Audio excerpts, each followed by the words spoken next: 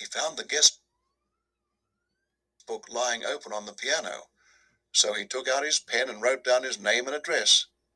There were only 2 other entries above his on the page, and as one always does with guest books, he started to read them. One was a Christopher Mulholland from Cardiff. The other was Gregory W. Temple from Bristol. That's funny, he thought suddenly. Christopher Mulholland? It rings a bell.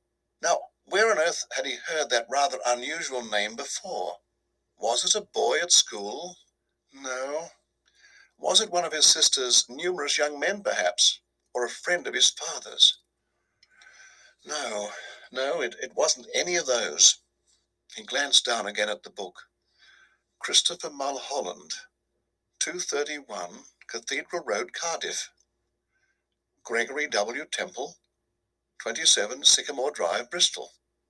As a matter of fact, now he came to think of it, he wasn't at all sure that the second name didn't have almost as much of a familiar ring about it as the first. Gregory Temple, he said aloud, searching his memory. Christopher Mulholland.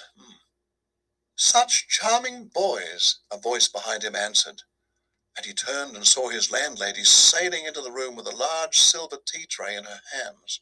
She was holding it well out in front of her, and rather high up, as though the tray were a pair of reins on a frisky horse.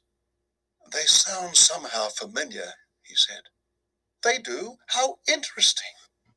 I'm almost positive I've heard those names before somewhere. Isn't that odd? Maybe it was in the newspapers. They weren't famous in any way, were they? I mean, famous cricketers or footballers or something like that? Famous, she said, setting the tea tray down on the low table in front of the sofa. Oh, no, I don't think they were famous, but they were incredibly handsome, both of them, I can promise you that. They were tall and young and handsome, my dear, just exactly like you. Once more, Billy glanced down at the book. Look here, he said, noticing the dates. This last entry is over 2 years old. It is? Yes, indeed. And Christopher Mulholland's is nearly a year before that, more than 3 years ago. Dear me, she said, shaking her head and heaving a dainty little sigh. I would never have thought it. How time does fly away from us all, doesn't it, Mr. Wilkins? It's Weaver, Billy said. Weaver. Oh, of course it is, she cried, sitting down on the sofa. How silly of me. I do apologize. In one ear and out the other, that's me, Mr. Weaver. You know something, Billy said. Something that's really quite extraordinary about all this? No, dear, I don't.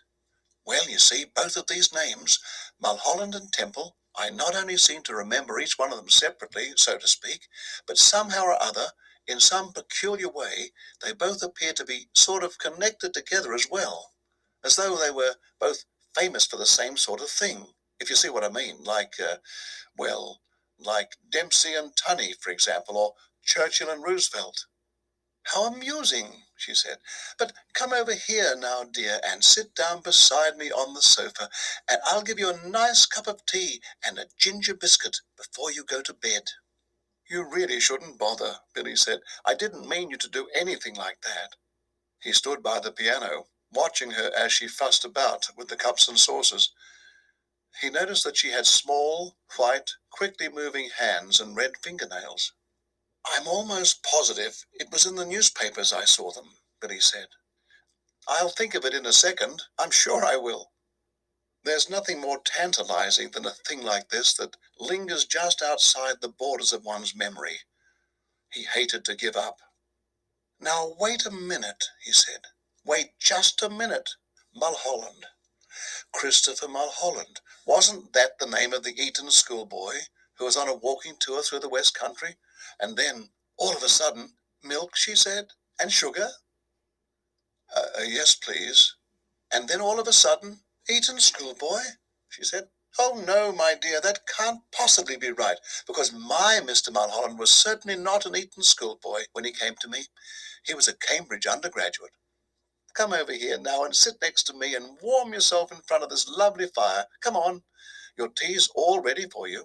She patted the empty place beside her on the sofa, and she sat there smiling at Billy and waiting for him to come over. He crossed the room slowly and sat down on the edge of the sofa. She placed his teacup on the table in front of him. "There we are," she said. "How nice and cozy this is, isn't it?" Billy started sipping his tea. She did the same. For half a minute or so, neither of them spoke. But Billy knew that she was looking at him.